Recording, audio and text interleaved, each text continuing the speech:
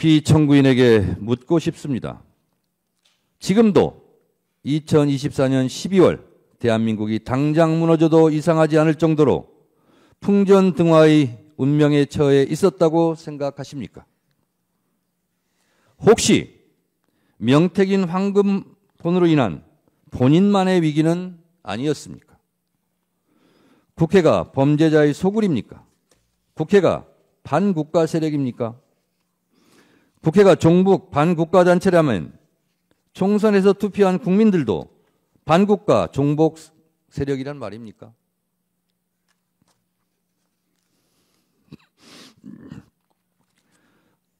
국가 예산 편성권은 행정부에 있고 예산심의 의결권은 국회의 권한입니다. 용처를 소명하지 못해 국민 혈세 낭비로 지목되었던 검찰 특수활동비를 삭감했다고 계엄을 한다면 과학기술 분야 R&D 예산을 대폭 삭감한 피청구인은 누가 응징해야 합니까? 1%도 되지 않는 국가 예산을 깎았다고 비상계엄을 한다면 매년 비상계엄을 해야 하는데 헌재에서 탄핵이 기각되면 또 비상계엄을 할 작정입니까? 위헌 위법한 고위직 공무원들을 탄핵할 권한은 국회에 있습니다. 국회의 엄연한 합법적 탄핵 권한을 말씀하시는데 피청구인도 국회의 권한에 따라 탄핵되었고 법률적 절차에 따라 지금 이곳에서 탄핵 심판을 받고 있습니다. 피청구인 역시 헌법과 법률에 따라 20여 차례나 거부권을 행사했지 않습니까? 김건희 특검법, 최혜병 특검법 등 본인과 아내에 대한 이해충돌이 있는 법안도 다 거부권을 행사하지 않았습니까? 국회도 대통령도 헌법과 법률에 따라 각자 권한을 행사한 것입니다. 국가기관은 헌법과 법률이 테두리 안에서 권한을 합법적으로 행사해야 합니다. 내 마음에 들지 않는다고 헌법과 법률을 깡그리 무시하고 반헌법적 내란을 획책합니까? 내 마음에 들지 않는다고 국민과 헌법에게 주먹질을 하고 린치하면 되겠습니까? 피청구인은 여야 합의가 되지 않아 거부권을 행사한다고 했습니다.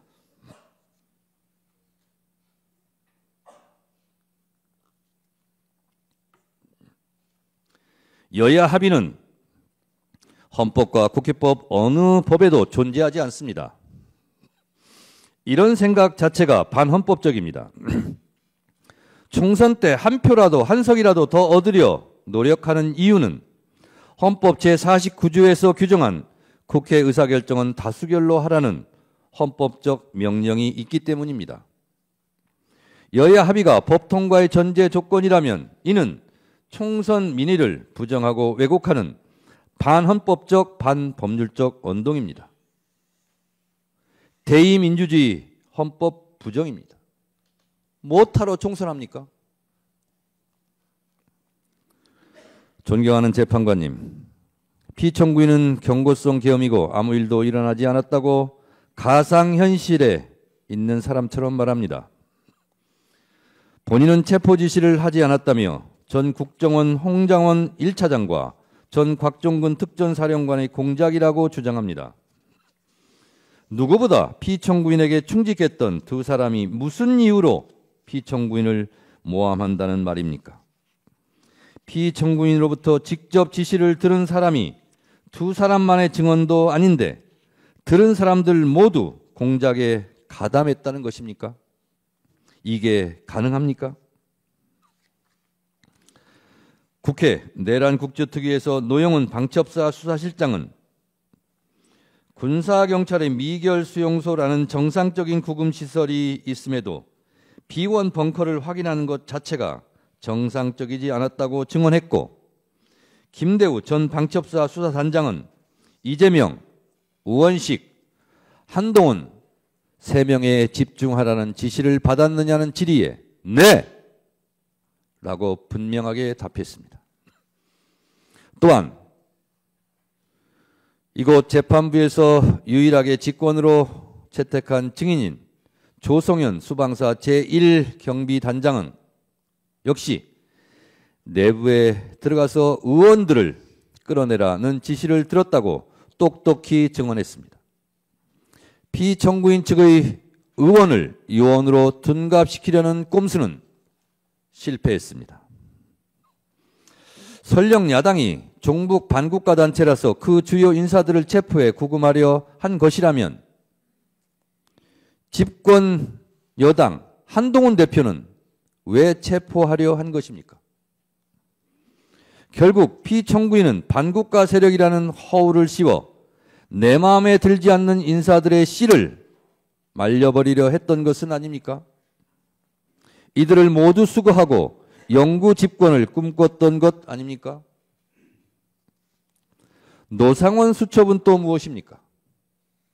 노상원 수첩, 잠자리 폭발물 화학약품, 치밀한 수거 계획이라는 섬뜩한 내용입니다. 살해암 시 노상원 수첩에 문재인, 유시민 등 500명 확인 사살, 정치인, 법조인, 방송인, 스포츠인 전방위 겨냥, 포승줄로 수집소 보내 모든 좌파 세력 붕괴. 언론 보도의 제목들입니다. 평생 축구밖에 모르는 차범근 감독은 왜 해치려 했습니까? 차범근 감독은 저는 축구를 사랑하고 축구가 아닌 다른 일이나 가치에 대해선 관심과 욕심이 없다. 내 이름이 그 수첩에 왜 적혀 있는지 황당하고 놀라울 따름이라며 저는 평화와 사랑, 행복 같은 말들이 내 삶에 채워지는 노년을 보내고 싶다고 말했습니다. 이제 몽상에 빠져있던 권력자가 무너뜨리려 한 평화로운 일상을 회복해야 합니다. 피청구인은 아무 일도 일어나지 않았다고 강변하지만 많은 일이 일어났고 계엄의 피해는 엄청납니다. 국민들은 아직도 내란성 스트레스로 잠 못 들고 서부지법 폭동 사태와 같은 끔찍한 사태를 목도했습니다. 헌법수호의 최후의 보루인 헌법재판소까지 테러 위협을 받고 있습니다. 피청구인이 저지른 내란으로 국민들은 서로 적으로 규정하고 심리적 내전 상태에 빠져 있습니다. 존경하는 헌재 재판관님, 대한민국은 수출로 먹고 사는 나라입니다.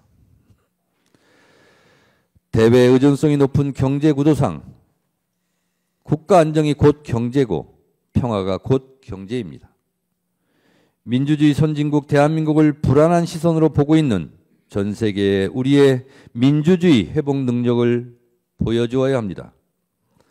하루빨리 내란을 극복하고 국정을 안정시키는 것이 그 출발점입니다. 계엄에 따른 국정 혼란과 불안감으로 인한 피해가 너무도 큽니다.